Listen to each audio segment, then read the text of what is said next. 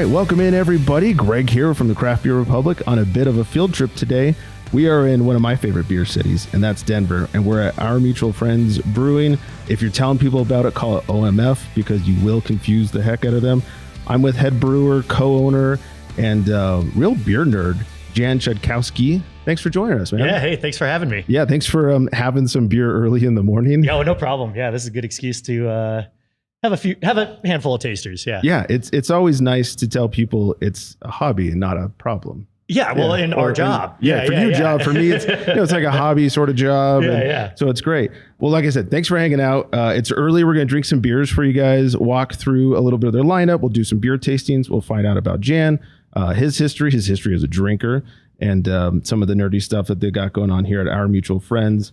I want to say stumbled. I was told to come in here. Last time we were here at GABF, it's 2023. Somebody said, you got to go check out OMF. So like, all right, we came here the day they were doing the awards. We're watching the awards on TV. That's awesome. And that was cool. And it was our first time hearing of the place and we loved it. So I had to stalk you and annoy you to try and get you on the show the next time I was in Denver. Happy to do it. Yeah. So this is really cool. If you don't mind, before we get into some history, can we try our first beer? Yeah. The first beer we got today is our Keller Pils, which is served straight from our lager tank. So it is not a unique recipe. It's actually just our Pilsner beer served off the lager tank before we package it. Yeah. So it gives our consumers who come into the tap room a unique opportunity to try some Keller beer straight from the lagering tank. Yeah. Yeah. People often don't even know what that means, really. Keller beer. Yeah. So traditionally, Keller beer might be like beer that was, lagered in underground or in a cave or wherever Germans might lager a beer for a long time to save for a little bit. And then served maybe off of like a cask or a faucer straight from it, tapping like a firkin or a pin.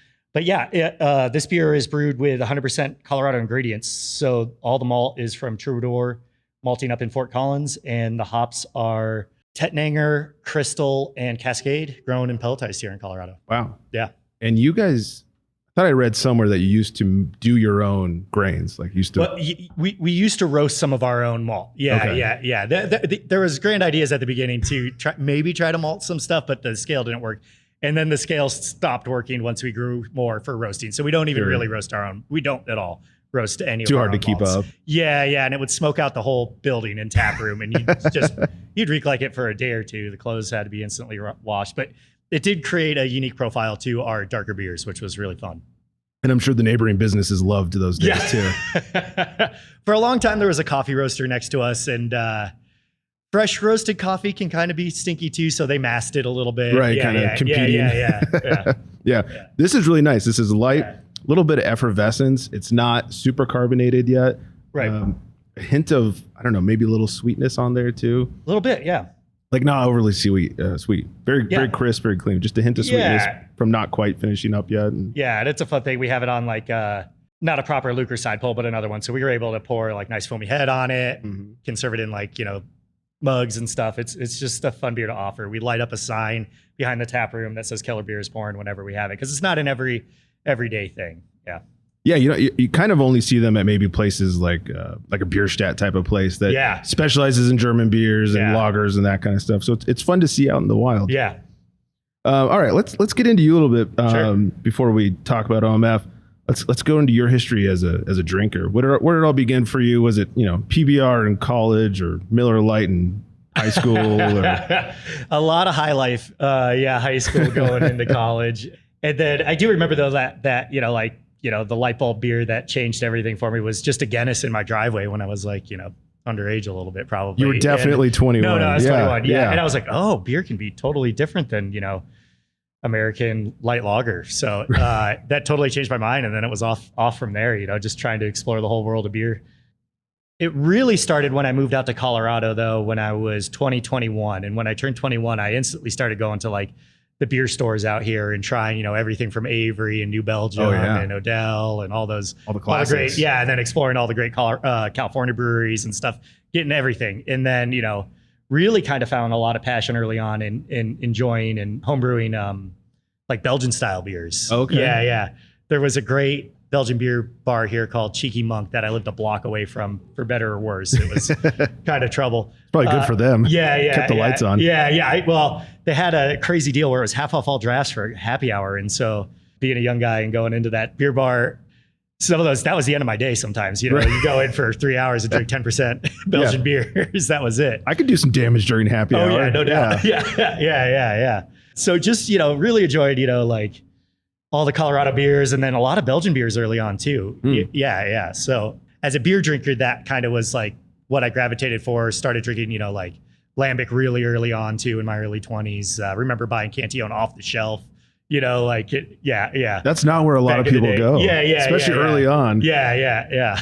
That's pretty good. And it's not our main focus here, but at OMF, but we do make a lot of mixed culture beer and Saison and stuff as well. Yeah, you got some fooders. Yeah, we have fooders and stuff like that. But then, started homebrewing and, I was a mediocre homebrewer, but found success making, Saison. I never even made it to like temperature control fermentation as a homebrewer. Just had a 1-bedroom apartment. So was doing whatever I could there. But yeah, was making some decent Saison. And then, I wasn't really enjoying what I was doing before I started brewing beers. So I had a little bit of time in winter to I was trying to get into the industry, and there weren't that many breweries that were hiring back then. So like the options were maybe try to get in at the canning and bottling line at Great Divide. Sure. Maybe like RIP Great Divide. RIP Great Divide. Yeah. Just got sold. The brand will live on, but the production facility shut down. It was really difficult to find a job in the beer industry. I didn't even really know about brewing school.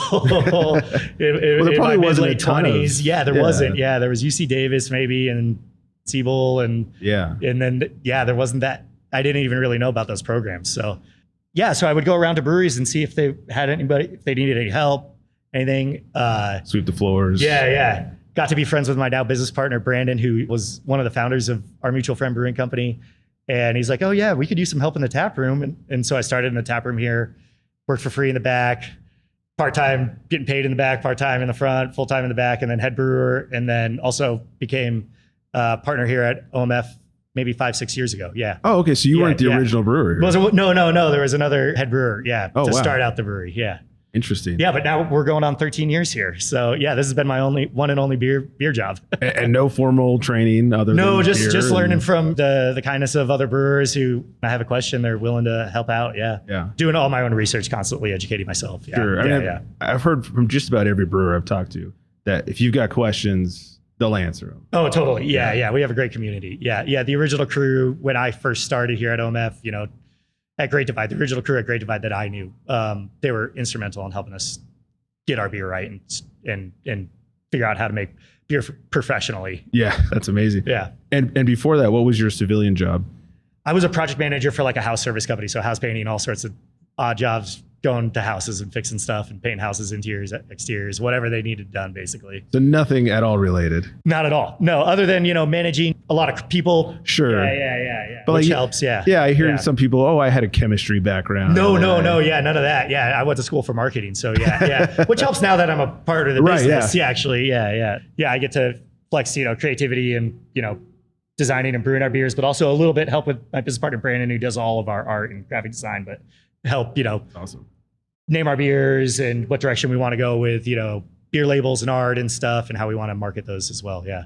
And it's nice to have, you have the marketing side, he has the artistic side. So basically you're the dream crusher. Exactly. You can tell him that graphic is not going to sell beer. Yeah.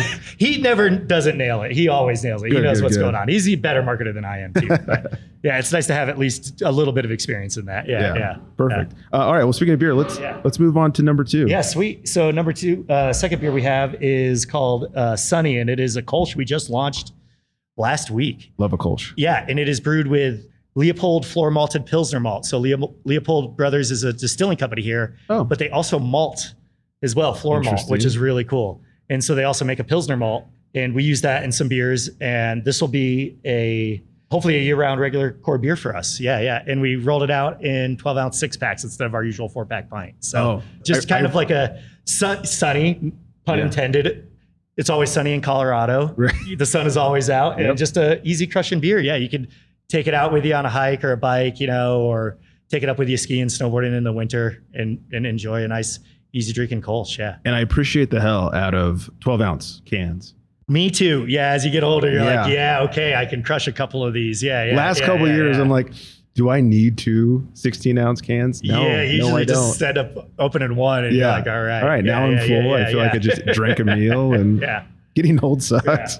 Yeah, getting old is tough. Yeah, for sure. But this is nice. I mean, just like the last one, very clean drinking, like you said, just it's a chuggable, sunny day. Yeah. If you're going to go tailgate or something. Absolutely, for sure. Perfect for that. Very easily put down a lot of these. Yeah, backyard barbecuing. Oh my God, yeah. People, I feel like on the Kölsch train, try to, I don't know, impart too much flavor into a Kölsch. Like, oh, we're going to dry hop the shit out of this. It's like, hey, you guys, leave the Kölsch alone and save that for your IPAs or something. I'm on boat. Yeah. I'm on the same boat with you. Yeah, like on board. We wanted to just make a straightforward, really enjoyable Kölsch that incorporates some Colorado ingredients. It also has Colorado Tettnanger, but German Hersbrucker is the main hop in that as well. Okay. Yeah. Super nice to drink. Yeah. We always like to incorporate Colorado ingredients whenever possible in a lot of our beers, in most of our beers. So we partner with a lot of Colorado malt companies and hop producers as well, hop farms. Tell us, get nerdy a little bit. Tell us about the floor malted and all that stuff and what that actually means. Floor malting is different than tank malting, which is how the majority of malt is produced. So floor malting is the original old world way of malting barley and wheat. The grain is steeped in a giant tank with water and then allowed to lightly germinate, sprout, and then or it's spread across the floor first, and then it germinates and sprouts.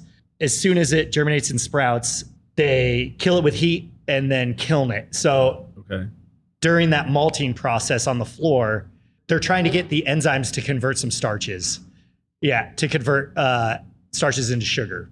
And that doesn't normally happen through the regular malting process? It's the same process, but floor malting is kind of just its own unique characteristic rather than a giant tank. Yeah. So it might be different in flavor profile than tank malting. Yeah. Okay. Yeah, it's a little gentler, can create maybe some more nuanced flavors if they're doing it right. Yeah. But it's just a really cool classic old world style of malting. Yeah. Sounds kind of like roasting coffee beans, really. You know, if you do it a little differently this way, it might be the same bean, but you're going to get different flavors. Absolutely, different outcome. Yeah. Very cool. Yeah, and it's very hands-on process. Yeah, labor intensive, expensive. Extremely. Yeah. All those things. Yeah, the equipment isn't expensive. You just need a floor, really. But that's true. Then you need a kiln. All right, let's go back with OMF a little bit. When they first opened, it was, I did some stocking, a 31-gallon, like basically homebrew system. And is that when were you brewing on that system? Or? I wasn't the head brewer during then, but I was in the back helping out and stuff. So quickly after that, started on like a big 1-barrel home built, like built rack and with burners and stuff. Turkey fryer. Totally. Yeah. Like wok burners. Yeah. And then quickly went to a 3-barrel system after that, realized 1 barrel isn't going to last too long. And then after that, a 7-barrel Frankenbrew system, which is like a dairy tank kind of cobbled together system. Right. And then now we have a 10-barrel fully plumbed system. Really nice. Traditional kind of craft system. So 2-vessel, mash tun, lauter tun, and then boil kettle whirlpool. Okay. Direct fire, yeah. How hard was it to keep up with that old system? It was really, really hard. It was really manual too. So every day we had to dig out from the top of it with a shovel, no rakes or plows or anything. It's really messy. It was a lot of work, moving hose around every day. Every process you needed to move different hose around and stuff. That was basically, the 1-barrel, the 3-barrel, and the 7 all operated in the same manner. Yeah. Standalone heat exchanger. It was really, really hard. So really scrappy brewery. The guys who, the founders, they opened the brewery with like no debt really. So that's impressive. Yeah.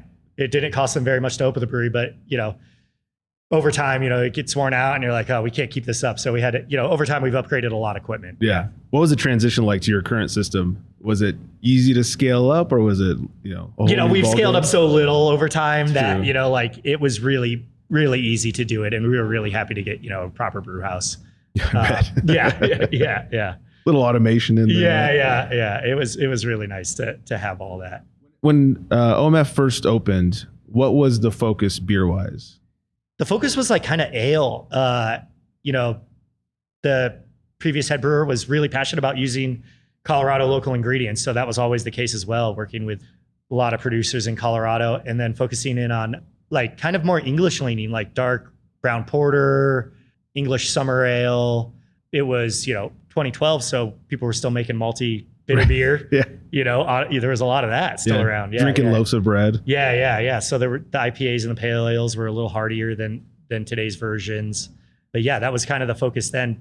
As soon as I became head brewer, we started branching out to mixed culture and saison and stuff, and fruity beers and barrel aged beers, and trying to modernize the hoppy beers a little bit as well. Lighten them up a little bit. Yeah, lighten them up a little bit early on. We started, we're like, okay, what do we got to do? Oh, let's just start using Pilsner malt in our IPAs, which is, extremely commonplace now. Nobody uses pale ale malt in IPA. Maybe they use a blend, but very rarely modern IPA brewers are using all pale malt in their IPAs. So, and I'm here for it. Yeah, me too as well. Yeah, nice light body in the modern West Coast is crucial. Yeah, back to our earlier discussion. Yeah. Getting older sucks, and it also means I don't want a loaf of bread with every beer. Yeah, not every beer. Yeah, I like the clean and the crisp. Absolutely, I like how it sits in me. This area, they call it Rhino, right? Yeah. When OMF first opened in this area, was it nearly as cool as it is now? I mean, was there all this stuff going on? No, there was very little. When we first opened, the name of this neighborhood, you would probably call it 5 Points, which is just, only 4 blocks east of us. And that's still 5 Points. That still exists. Okay. Over the years, the neighborhood started to turn over. Gentrification, if you want to call it. It was mostly warehouses and auto parts, yards and stuff. There wasn't a lot of residential in this neighborhood. It was pretty industrial, actually. Okay. But there wasn't a ton in the neighborhood when the brewery opened. There was like 3 or 4 retail businesses you could walk into. There was Larimer Lounge and Music Venue a block away from us, Crema, the coffee house on the corner of our block, and then Walnut Room, which is a bar venue. Oh, okay. And other than that, there was nothing going on down here. All the streets were one way. There was people drag racing down here all the time. Oh, really? Our parking lot was dirt still before the city made our landlord pave it. River North was nearby. There were maybe more ballpark. Their original location at Great Divide was there. So there were breweries nearby for sure. But we were pretty much the first brewery in the neighborhood. That's pretty good. Yeah. Maybe Infinite Monkey Theorem, which was a winery, urban winery down here, but they're gone now, I think. That's a name. Yeah. Infinite Monkey Theorem. Yeah. They might have been open and are open in the same year. But then over time, more breweries came in, Ratio, Bierstadt, Odell. Some have come and gone, River North came back to the neighborhood, which is awesome. Yeah, it's just been insane to watch the neighborhood grow, and we're happy to have as many people stop by the taproom as possible. We want to share this beer with everybody. Yeah, and now it's not super far out of the way. It's central pretty much. Yeah, exactly. Is it fun having other spots like Bierstadt so close, or is it competitive? It's awesome. It's never. No, it's not competitive in a way really.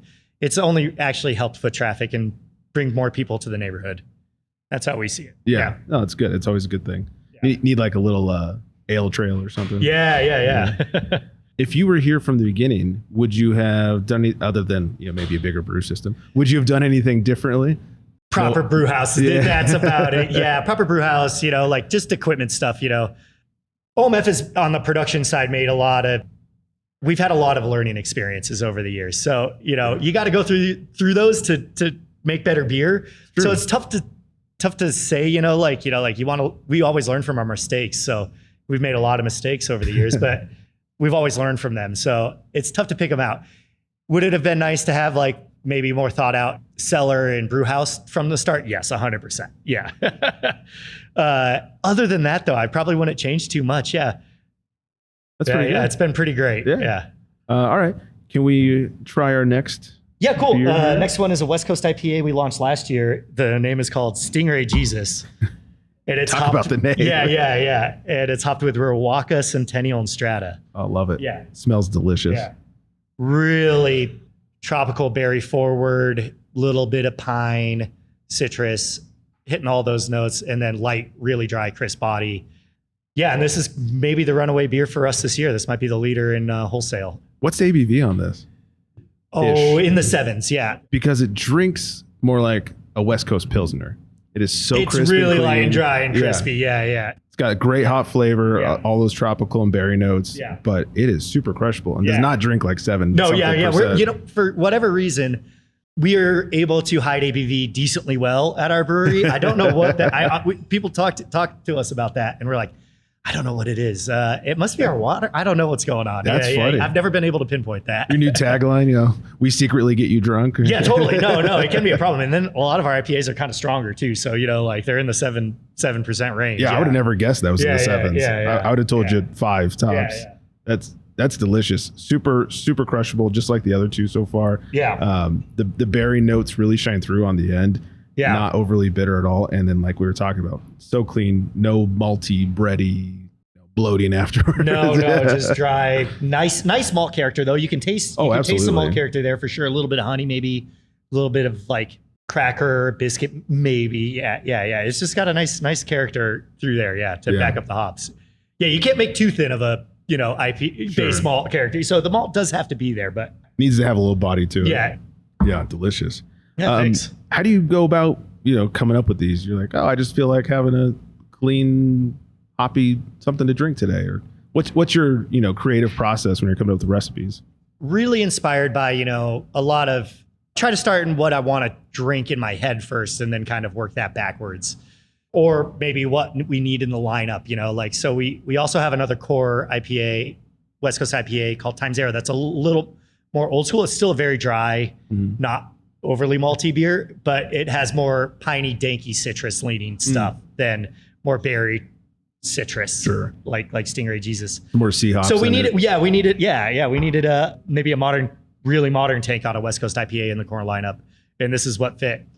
Always inspired by what other breweries do, as long as if it's like a new beer style, we don't chase trends really too much at our brewery. We, unless I'm inspired to brew it. If I'm like enjoying this style of beer, sure, we'll give it a whack, try to put our own spin on it. If it's something that's, a trend where I'm like, this isn't me. And so the beer is really, all of the beer we make is really a representation of us.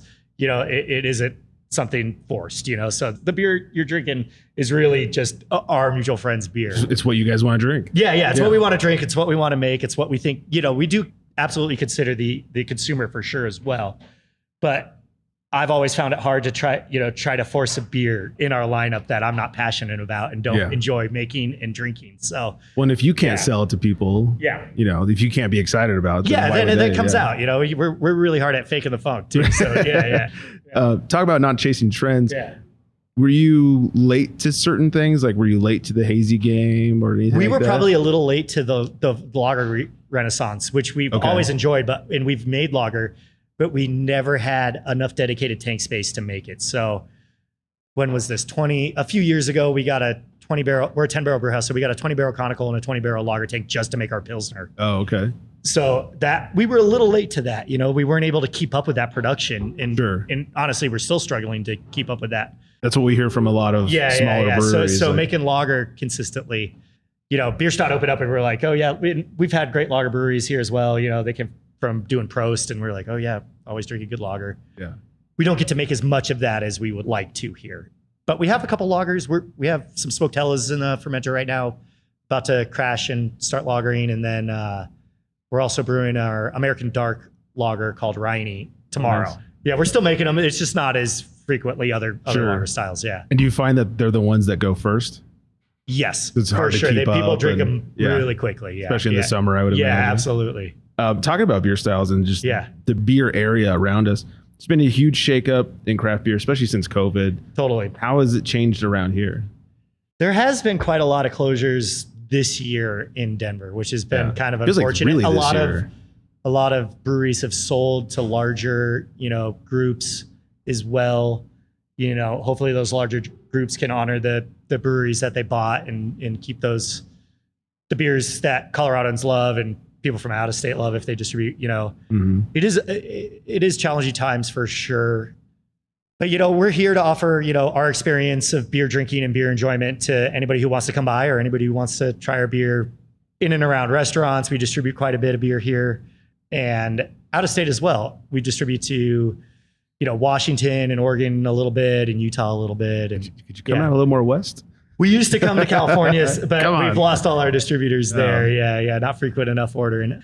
But yeah, the beer industry is different. I think if you can just be true to yourself, offer an honest product, I think that goes a long way. And, as long as you're not overextending yourself business-wise, I think you might probably be in a good spot. What's more important these days? Is it the tap room or is it the distro?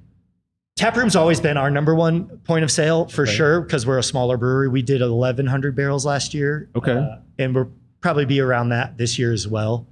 But we also focus on distribution. We love our on-prem, accounts that we have in and around Denver. It's really fun to go into a great restaurant. Our sales manager, Corey, does an awesome job picking accounts and servicing in our on-prem accounts. And then we love being in, the craft-focused liquor stores in Colorado as well. That was a bit of a shakeup in Colorado, where we were a little bit different than other states, where beer, full strength beer and wine couldn't be sold in Colorado up until a year or two ago. And so we actually had an amazing amount of mom and pop, we call them, liquor stores that sold beer, wine, and liquor, but were able, if they wanted to, focus on craft beverages and really curate their selection. And now that it's open to grocery stores, that, like those mom and pop stores are really having a hard time. And so they're not able to maybe commit to buying as much craft as they used to. There's still a lot of great, local craft liquor stores in Colorado that do focus on that, but you kind of have to hunt a little bit harder to get really cool stuff. And I read that they opened it up to grocery stores, but isn't there weirdness around it? Like it's only so much can go to grocery stores or something like that? It is, I'm not 100% sure. So like eventually they'll have, all grocery stores will be able to sell. It was a slow rollout. So like they could have like a few spots, like our chain grocery stores could have a few locations, but I think all of them can now have all the wine and beer they want. Okay. They can't have all the liquor they want. That's still rolling out slowly. Okay. But those stores are pretty impossible for a small brewery like us to get placement on it. They also don't generally stock pint cans either. So and the 4-pack pint is our best margin for packaged beer. Yeah. And we still see that as the number one package size for IPA for sure. Makes sense. So those are kind of some of the challenges that have been, coming up over the years. Craft beer is always in that 10, 12 year cycle. You talk to some people who've been in the industry for 30 years and they're like, oh yeah, we saw this in 08, like big time. The brew pub collapse in the 90s, so it goes up and down. You just kind of try to ride the wave the best you can. Try to be as consistent as those Great Divide type places. Totally, who weathered a lot of those storms. Sierra Nevada, because of all the change, have you had to make anything that you didn't really want to, like, oh, now we have to make seltzers or slushies? We put seltzer on tap for the first time this year. It did okay. We'll put it on here and there when we need to. Yeah. And people like it? They were doing okay with it. It's not something we're known about at all. So it was just trying to keep some people in the seats. I've heard so many different stories of our slushy machine at this brewery is what's keeping our doors open right now. Right. Yeah. And other places get so much crap for it because they're such a good beer place. All the beer nerds are like, what are you doing putting seltzers on tap? Right. And so it can be tricky. Everybody's Everybody's got to do what they got to do, so no judgment. In 2022, we got a really awesome counter pressure canning line just in case we needed to make a pivot in what we make here. So we could put anything we want into cans. So we also make hop water. So we don't have any now to try, sorry. But maybe we could pull some off the tank after, but we're going to package it tomorrow. That's awesome. Our hop water. So, you definitely need a counter pressure system to package hop water. Yeah. Because it's really highly carbonated. It jumps out of the can really fast. So it's awesome to have that flexibility in our on a production side to be able to do that. Yeah. Have you ventured into the NA besides hop water? Any NA stuff? No, we haven't tried any of that yet. We'd probably need to invest in some other equipment to do that properly. Okay. And it's really, really expensive to do that. That's what I've heard. Yeah. I love NA beer though. My parents don't drink, in fact, so my dad crushes NA beer and he loves NA craft beer too. So I'm always trying different NA beers.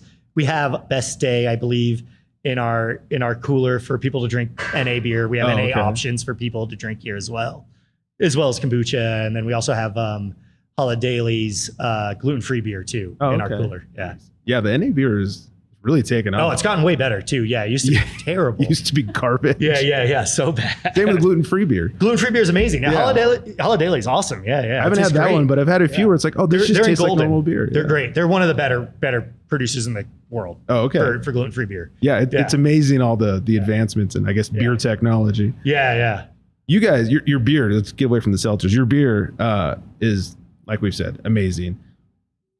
Thank you. It has this, and I don't know how to describe this. Even my notes here are garbage for this question.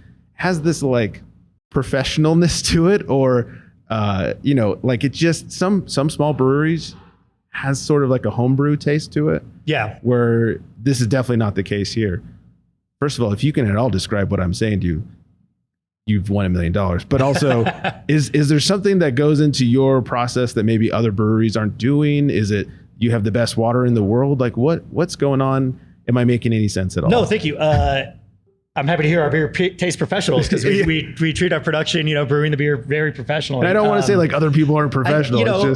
It's a million little pieces. Yeah. So learning over the years, we're almost 13. We've learned a lot over the years, and we're always striving to make the best beer we can possibly make, for sure. Whether that is from running a sensory panel, I think that's pretty crucial for breweries to do. If a little brewery isn't doing a sensory panel, start doing it. Yeah. Get your taproom staff involved. Get your production staff involved. Start tasting beer from the previous batch versus the new batch. Or if you change ingredients, definitely compare those as well. Like just always tasting your beer. Also keeping great logs of how your brewer production. Right. It's a lot of it's kind of stuff that doesn't even cost you money to make better beer. Yeah. Water chemistry is a good one. Like you would definitely want to get your water analyzed probably 2, 3, 4 times a year if you can. Wow. Yeah, get your water tested because your water will change throughout the year. Especially here, probably more than other places. Here more than other places for sure, because it's all they'll snow change. runoff. Yeah, snow runoff, different reservoirs they pull from. Yeah, it could be even like groundwater at some point in the year. Yeah, so it's a million different things. We care quite a lot about quality. We started packaging beer, our own beer. We were mobile canning through the pandemic, and then in 22 we got our own canning line, and so we also invested, like in a C box and a can piercer, bottle piercer, to make sure our DOs and our carbonation are proper and all set. So when we started packaging, we really even dialed in more on quality and making sure our product lasts up on the shelf. Yeah, especially if you're sending out to those places where you can't try it. No, absolutely. Here you can come in the morning, test it real quick, whatever. You can't try it when it's sitting on the shelf. Yeah, making sure you're purchasing good hops. We actually contract hops as well for a small brewery. Not a lot of small breweries maybe contract hops. It's a little more expensive probably to do that. Yeah. But we're getting a consistent product throughout the year, able to do a little bit of selection on a lot of our varieties as well. That's instrumental too. Yeah. Well, speaking of hops, looks like we have a so hazy next one is our core hazy. It's called Neon Nail. It's the hops in this are Galaxy, Citra, and Vic's Secret. Once again, so really tropical, sweet fruit notes. Yeah, Greg, what are you getting? Yeah. Well, I was gonna say, for our nerdy listeners out there, this is the perfect color. We always talk about hazy colors. Yeah. This is what it should look like. This is on the paler end for sure. I almost personally like a little more orange, but just really not overly sweet. Still has some hop character, some hop bitterness in it as well. Mm-hmm. Yeah, we've been making this beer for a long time as well. This beer we've been making this for 7, 8 years probably. Oh wow. Yeah. Yeah, on the nose buds, you definitely get the tropical notes. Just real soft on the mouth. Yeah. Soft mouth profile is awesome. Yeah, in hazies, I really love that. Yeah, it's very important. Enough carbonation to get it down, but not overly bubbly or anything like that. I'd say that the flavor profile follows the nose pretty well. This is a real nice drinker. Yeah, thanks. Is this another dangerous, is this 10%, something like that? This is 7.3. Okay. Yeah. You were in line. You like to hide that stuff. Yeah. We talked about this a little bit off air. You guys are somewhat known for doing some funkier styles, some less popular styles. You'll do a Rausch beer here and there. You're talking about the foeders and the saisons and that kind of stuff. Yes. And do you enjoy the less mainstream styles? For sure, and I love having a varied tap list as well. I want to usually, our tap list, maybe isn't as varied today when you came in. Apologize for that. Okay. A lot of times we do have mixed culture beer, Brett beer, and smoke beer on, as well as all of this type of offering as well. So we do our best, to offer, interesting, unique beer styles that not everybody brews. I kind of come from a little bit older beer culture where, going into a beer bar or, a brew pub, they would have all different types of beer. They wanted to serve a beer for everybody. And I still kind of carry that through, for better or worse, into our tap room. Yeah. So, it can look kind of broad, our tap list sometimes in our offerings, but it's right. But I'm really passionate about all these styles. So, and it's good for the nerds, because we'll go into new breweries and we'll always do flights first, which I'm sure the beer tenders hate. But we'll try and pick across the board. All right, give us your lager, your pale, your whatever, your saison. Let's try one of kind of each style that you got. And sometimes we get looks. We've walked into breweries that say have 8 on the board, and we'll go 2 flights, one of everything. And they look at us like we're either nuts or alcoholics, but just want to try everything. Oh, I love doing that. I'm maybe the odd brewer out who, if it's a new place, definitely love ordering a flight. I love a flight. I love I just like, and then of course go back for pints afterwards. For sure. But I want to try everything you got if I've never been there before. It's fun. So. We talked a little bit about it earlier. Your focus on using Colorado ingredients. Why is such a focus on keeping it local like that? It's always been a focus of the brewery, even before I was head brewer and co-owner. It's really important to me to keep, these relationships with our producers close and tight. I get to talk to these people. I can drive 40 minutes to the farm, that's cool. I know what varieties, they're growing. I know these ingredients, like when they planted them, when they're harvesting them, when is it going to be available? Yeah. It's just awesome. There's like a lot more flexibility and also a lot more opportunity to be creative with local ingredients than maybe, ingredients from, elsewhere. We do use ingredients from elsewhere as well, but the majority of the malt we use is from Colorado. I'm also on the board of the Craft Maltsters Guild, so it's something I really champion and try to promote. I love the craft maltsters from all over the country. We've brewed with craft malt from a lot of different states here. That's fun. On collabs and stuff. So I like to keep our dollar close too. Sure. It keeps the local economy going. It also, our malt doesn't have to go into a shipping container and cross the ocean and then get here as well. It keeps it a little greener, in a way. I'm trying to think. Less chance of finding rats in it. Yeah. And also there's a lot more flexibility in ordering. I can order short notice as well, like they usually have it. Yeah, keep those relationships. Yeah, and also passionate about Colorado hops. I'm really passionate about using, if nobody's buying these Colorado hops, then they won't be grown. Right. I love incorporating USDA public variety hops, whenever possible. We use a lot of cool hops, that are trademarked and only certain farmers can buy and grow them. Mm-hmm. Those are the hops that we like in all our IPAs for sure. And they're great. They're amazing. Ones everyone's heard of. Yeah. But the public variety hops are also pretty great too. You can find unique ways to incorporate them in different styles of beer, like our lagers and our Kölsch and pale ales. And we've even made all Colorado Hazy IPA, which is pretty cool. Yeah. Because of those relationships, you get to do fun things like fresh hop beers and that sort of totally. thing. Yeah. I made the best fresh hop beer I've ever made with Colorado Cascade last year. It was amazing. Fun. Yeah. Let's brag a little bit. You guys have racked up some hardware, some awards over the years. We've gotten lucky. It's always a roll of the dice. We've had a bit of a dry spell here. We're always still trying though. but it's quite the impressive pile nonetheless. What is that like is it pressure adding? Is it validation for your work? Is it just a bonus on top of everything else? It is validating, in a way for our, especially my brew team, everybody who, I'm not the one making all the beer here. So we have a team of people. Yeah. There's some people back there right now. They're brewing right now. They're doing transfers. Yeah.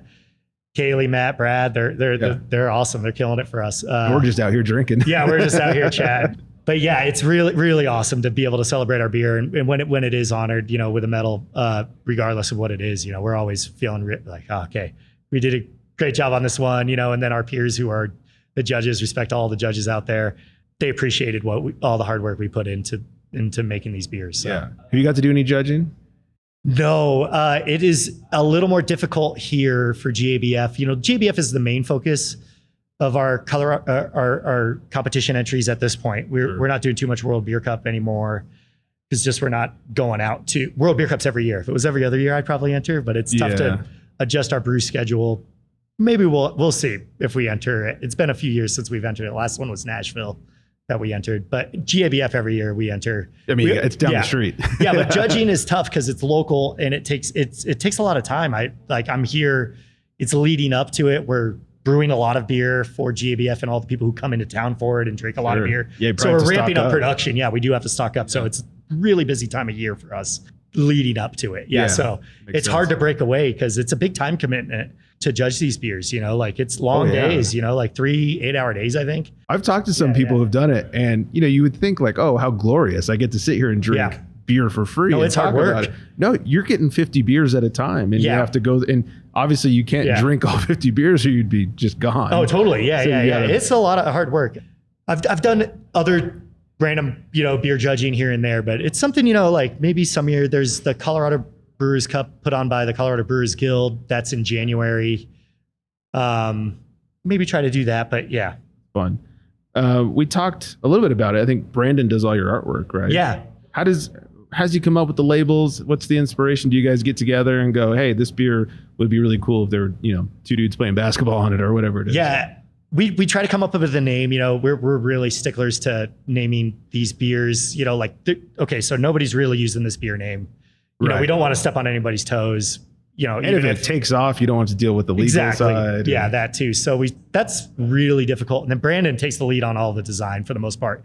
Maybe if I'm thinking of something and was like, okay, he shot me something over, some design ideas. It's like, oh, that would be cool with this or something. Just we bounce back and forth a little bit on some of them. Most of the time though, it's Brandon taking the charge just from the beer name. He's like this. He can grab a lot of inspiration just from the beer name. And that is kind of really the best way to start because the beer name already says something. True. Yeah. Who does most of the naming? Is it you or? I've named a lot of our beers. Okay. Yeah. Yeah. So they're really nerdy. There's a lot of like Star Trek and like Dune references or Star Wars even. Where did Stingray Jesus come from? That is a really random like meme from a couple of years ago about like a stingray and like North or South Carolina having an immaculate conception that wasn't real. And then like the meme, it should be like Stingray Mary instead of Stingray Jesus. But then the internet took it off and then started calling it Stingray Jesus articles and stuff. And we're like, that just went in the name bank. And then one day we're like, that's really kind of funny sounding in a way to us. And we're like, yeah.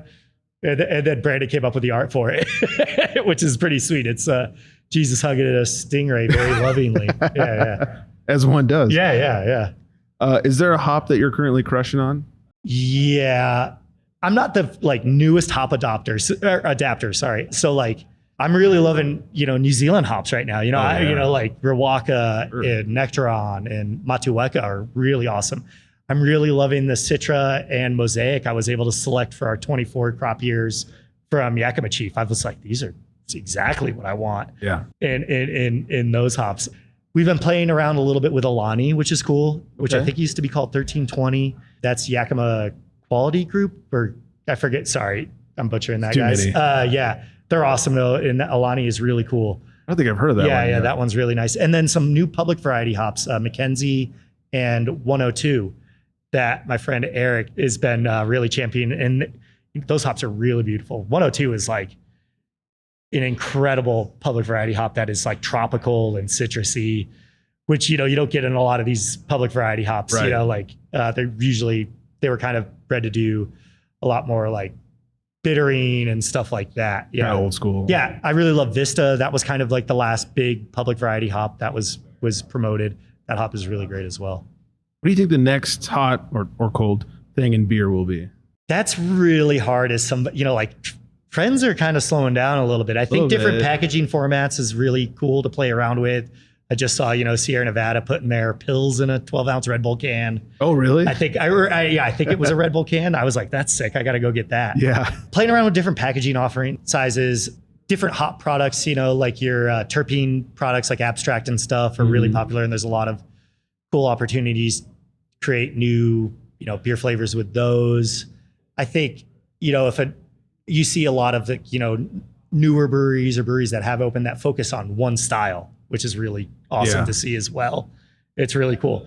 I love seeing that, like we've been around 13 years. So I'm like, oh, that's really cool. In the back of my mind, I was like, I'd love to open just a Saison brewery, but or something like that. But right. But you want to make money too.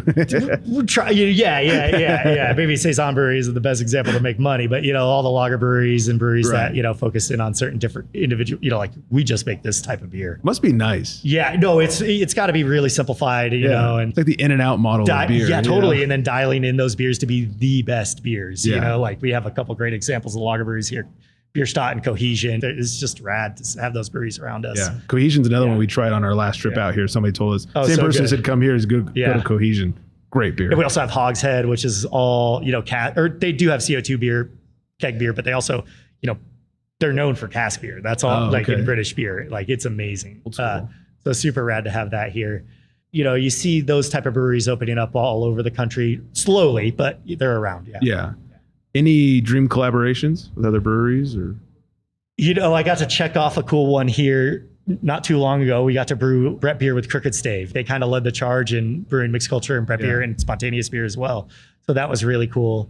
Any of the breweries that we all kind of have leaned on to learn from, any of the old school big breweries would be really rad. New Belgium would be cool someday. Yeah, that would be sweet. That'd be fun. Yeah. Any plans for expanding OMF, whether it's another tap room or? Yeah, we are in the process of looking to, try to find a space in and around Denver for a second tap room. Hopefully within the end of the year, we'll try to get that project wrapped up. Yeah. And you're going to keep it within Denver? Denver, the suburbs of Denver. Yeah. Denver area. Yeah. And I was doing some stalking on the website, and you guys support some really cool organizations. Yeah, absolutely. Can you talk about them a little bit? Yeah, we have. So Learn Your Rights is Brandon, my business partner's wife, Hannah's nonprofit that educates kids in school and high school and stuff about your rights as an American and how to, if you're a person of color, how to talk to police and stuff, make sure you're not getting abused by the law system in our country. But more important than ever. Quite a lot, and then Inside Out Youth is a organization in Colorado Springs that gives help to LGBTQ plus people. And we always usually have a Pride shirt on. We're sold out of it right now, but year round, we have a t-shirt that gives funds to them, and they're an amazing organization. And then, the Michael Jackson Foundation is our beer focused nonprofit that promotes and helps educate people of color or other types of backgrounds that aren't, as common in the brewing industry. Sure. Yeah. Helps give them educational funds and stuff. Yeah. That's amazing. Yeah. Before we wrap up with rapid fire questions, we have one more beer to try. Yeah. We got a collab here with our dear friends, Fort George out of Astoria, Oregon, and Ephemeral Taproom, which is a rotating taproom here in Denver. And Fort George was the brewery of the month in July there. And so this is a Southern English brown ale brewed with some Leopold whiskey malt, actually, which is like a Vienna malt, and then some Troubadour roasted malts, and then hopped with Colorado hops. I think probably Willamette and something else. Yeah. Just really easy drinking, nice, classic English brown ale. And by whiskey malts, do you mean it's the same malt they would use in a whiskey? They do use it. It's a fully malted whiskey malt, and they do use it to make some of their stuff. Yeah. Okay. Yeah, they call it a whiskey malt though. That's just the name they use. Yeah, but it's more like a Vienna. Yeah, this is real nice. Yeah. Real light. Really light. Yeah. Very light. Not roasty. Yeah. Sometimes you get the browns that are like a chocolate milkshake. This is not that. This is real light, real easy. We're going to drink. brown ale, not brown porter, not porter. Yeah. Not a double nut, nothing like that. Yeah, very but easy it was fun drink. to brew that with Fort George. They're, a really large brewery in the Pacific Northwest. And we've done a lot of collaborations with them over the years. We make a beer with them that comes out almost yearly called Christ Knife, which is a Dune reference, but it's a hazy IPA. And they make, I think, more of that one beer than we make in a year. Oh, really? On a collab. Yeah, Wow. yeah, which is a funny thing. So, but if you guys ever get a chance to go out to Astoria, Oregon, on the coast of Oregon, it's not far from Portland. It's an amazing brewery. Yeah, our very good friend of the show, Erica, is from out there. Oh, so awesome. Yeah. She'll have to go do some research for us, bring it back. All right. I always like to wrap up interviews with rapid fire questions. Okay, cool. They're really dumb. I'll do my best. Yeah, just the quickest thing that comes to your mind. Don't overthink it because they're really stupid. What's the first beer you ever drank? Coors Light. First beer you ever brewed? Saison. Do you have a favorite style to brew? Saison. Least favorite style to brew? Thick, big adjunct stout, just because it takes so long, but I love those beers too. Yeah. So much cleaning. Yeah. Favorite beer and food pairing? Oh, I love drinking lambic and eating like crab.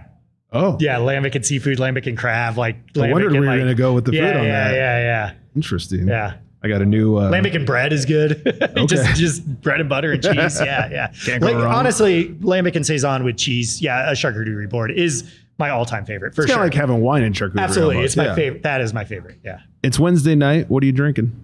I am drinking an IPA, a West Coast IPA, probably. Yeah, nice. I say I'm a saison guy, but I probably honestly reach for an IPA more often than not. If I'm cracking just one beer.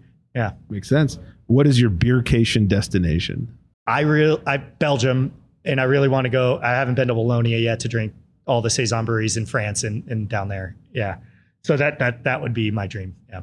What's your favorite non-OMF outside beer? Ooh, that's tough.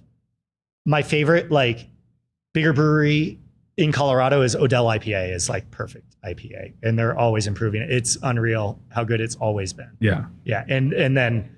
It's not slept on, but people, you're it's just their standard IP. Go drink that beer. It's perfect. I mean, always. It's not slept on, but it kind of is slept. It's a core beer, it's not nobody gets excited over flagships. It's amazing. Yeah. Your favorite non-beer related hobby? Oh yeah, snowboarding. Yeah. And hanging out with my son and my family. Yeah. My wife. Yeah. Most underrated beer style. Saison. Your favorite guilty pleasure beer. This is where we find out you drink like a ton of Coors Light or something.